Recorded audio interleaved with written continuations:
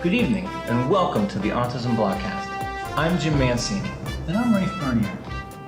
In late May, the National Autism Indicators Report was released, reporting on the experience of adults with autism who were using services from state developmental disability agencies, using services between 2014 and 2015, that is.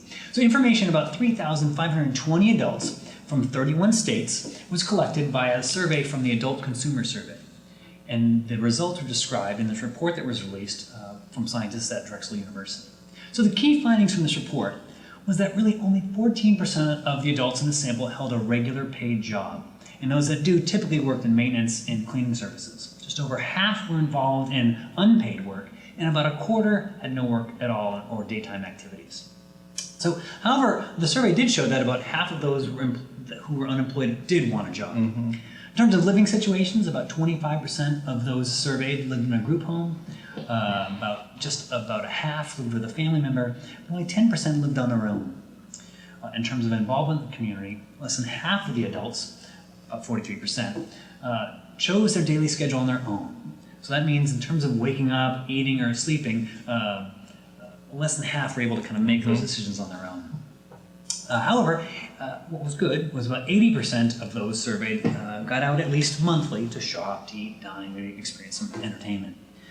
So those are key findings. Other things that were interesting to note is that while half of the adults who are 45 years and older in that sample had intellectual disability, only about 16% of the younger adults, those who are between 18 and 24, had intellectual disability, which just speaks to some of the changing demographics in this adult community. So it's important to note, though, that these findings don't represent all adults with autism.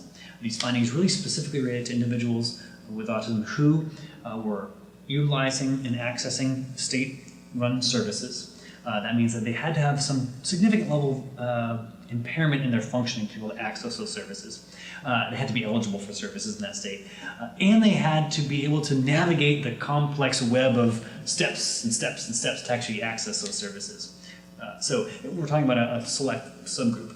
Also, it only included 31 states, and that did not include Washington State. So with those important caveats in mind, I think the data do speak to the importance of particular things that we need to do for our adults with autism. It really highlights the need for increased opportunities and supports to engage our adults in the community, in the workplace. Also, it highlights the importance of that self-report from this community. About half of the respondents provided this information by themselves. It really provides a voice for this community. So, really not a lot of new steps from this in terms of answers, but it does provide at least some questions that we can start to focus more on. Over to you, Jim. All right, thanks, Ray. Yeah. So after years and years of waiting following the 2010 McCleary decision that ruled that the state of Washington was not living up to its paramount duty to fully fund public education, the legislature approved and Governor Inslee signed a proposal of a budget of $7.3 billion over the next 4 years that aims to satisfy McCleary and adequately fund public education. While far from being finalized, and we still need to hear from the state Supreme Court and plaintiffs from McCleary, this is a significant step towards better funding public education in our state. The budget includes increased salaries for teachers, money for training, and funds allocated specifically to districts with high poverty levels. However, concerns surrounding the budget persist. First, a new salary formula that ties salaries of school employees with regional housing values could lead to an increased inequity between districts. Critics state that families who are in lower performing school districts may relocate, which can contribute to overall lower housing values in that district, and subsequently less pay for teachers there. Similarly, high-performing districts attract homeowners and drive up housing costs, increasing the funds directed toward those wealthier districts. Also, the legislature left in place the arbitrary special education funding cap for districts, bumping it up slightly from 12.7 to 13.5%.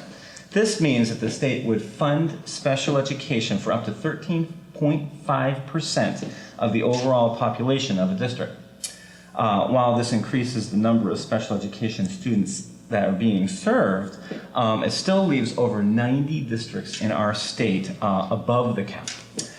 There are a lot of problems with this system, including returning to families relocating, that families often moved to districts with perceived better special education services, thereby increasing that percentage of special education students in the district.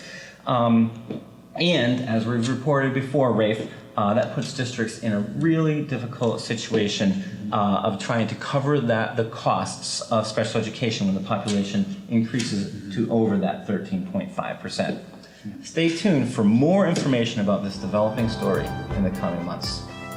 Well, that's it for this month. We'll see you next month.